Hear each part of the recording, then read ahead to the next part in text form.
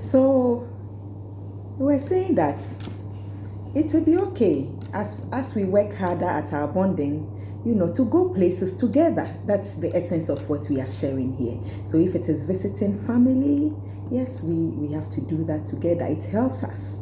You see, as we bless others, we are also helped. Let's not forget about that. We are also helped. If we have common friends, or even if they are not common to us, one person is visiting the friend and I can spare some time, we can do that together. And sometimes going to the market together, going shopping together, all these things, they are not because we have excessive time or overly excessive time to spare, but it's because we want to work deliberately at our bonding. That is what we are sharing here. Yes. So let's look at other points that can impede our bonding. So the next point I want to discuss here is anti-unity worldview. Anti-unity. Sometimes it happens. And this point is rooted in culture, sometimes deeply rooted in culture. Let me get closer to you to get the anti-unity what? Worldview. Worldview, okay, all right.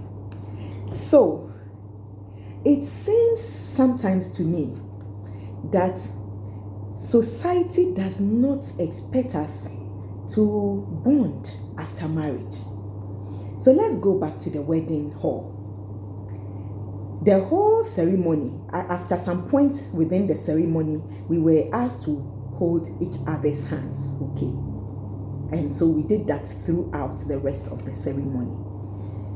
But it looks as if society does not really expect us to come out of that hall with the same attitude. And so if you are the kind of couple who like walking hand in hand, in public, or have your hands around each other's neck, it looks a bit of awkward to society. And there are some phrases and sentences that actually also impede that.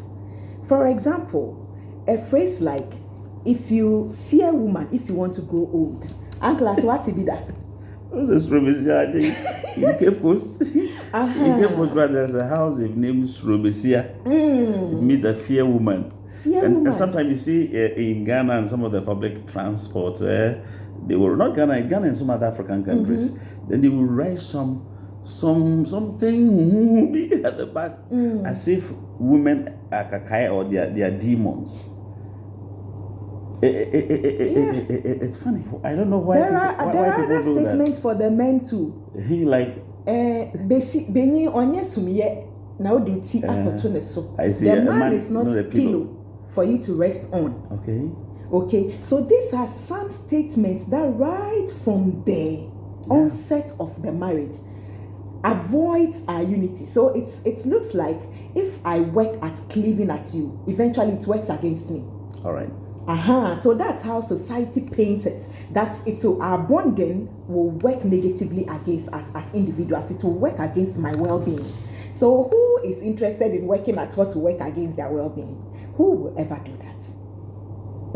It's unfortunate. Some people in times past have used their unfortunate experiences to come up with some of these negative, should even call them proverbs or maybe negative statements, which people should hold on to. So I think we have to even think about some of these things deeply before we subscribe to them. Right. So all that there is being said here is that if you want to do well in your marriage, keep a safe distance. From the woman? Both. And from the man? Both of you. Keep your distance. Either the woman from the man or the man from the woman, if you want to do well. Because with all these statements we are saying, it means that if you want your well-being, keep a safer distance. So what business will we then have to work at cleaving to each other? There are some more. Serious matter. So friends, let's keep watch. Let's keep an eye over some of these things and to guide us, to caution us, so that we know what we are doing. If we are not interested in working at our bonding, it means that then that marriage is not worth it. Yeah, so you have to think twice. If you think the person you are getting married to is not worth bonding with you, then we have to relook at the whole thing.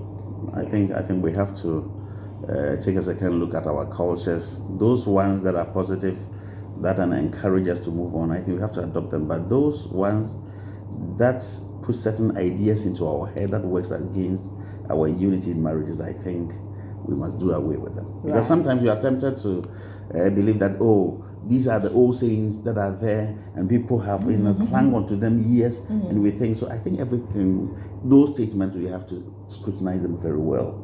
Otherwise, some of our culture, sometimes, as we are discussing, will be working against us.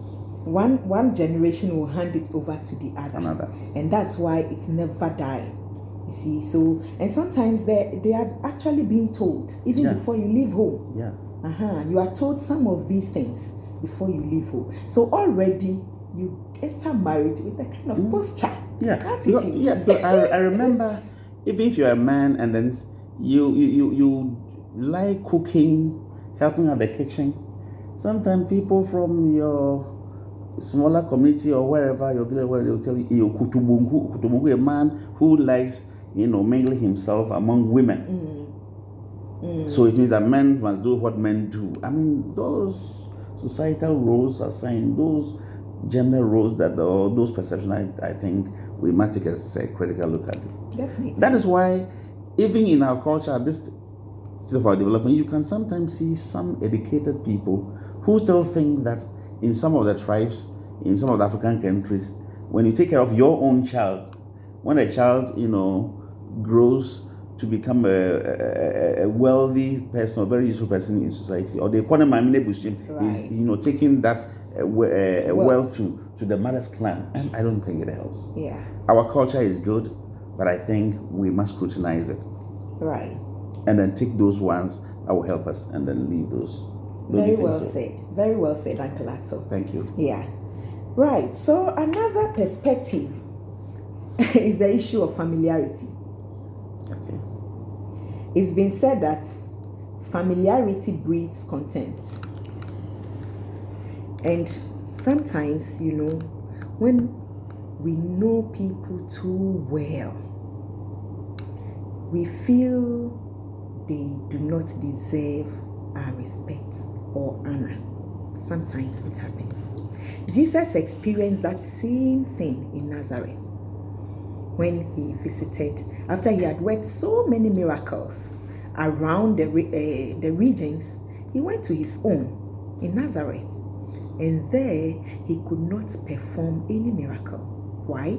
Because the people looked at him with some weird, look on their faces and say, is this not the one called Jesus, the carpenter's son, Joseph? Is Joseph not his father? And Mary, his mother, and his brothers live with us here. What business has this one doing, apart from being in the carpenter's shop, learning to fix some of the things together? Okay, so they look down on him. Sometimes we are tempted to do same. Familiarity. See, when we marry, 24/7, apart from work, 24/7, we are under the same roof. If we decide not to go anywhere, it means that they will be in the same house, especially if it's a self-compound. Nobody's with us, apart from maybe those who live with us. So we are together. And because we share the same room, we become so familiar because, the person sees whatever you are doing, even to the extent of our nudity, So we get to know each other so well. And because familiarity will breed contempt, sometimes we are tempted not to take each other seriously. We look down on each other's views, each other's perspectives, and so many other things. That does not work for our bonding. And it is something we really, really need to look at. Let me chip in here that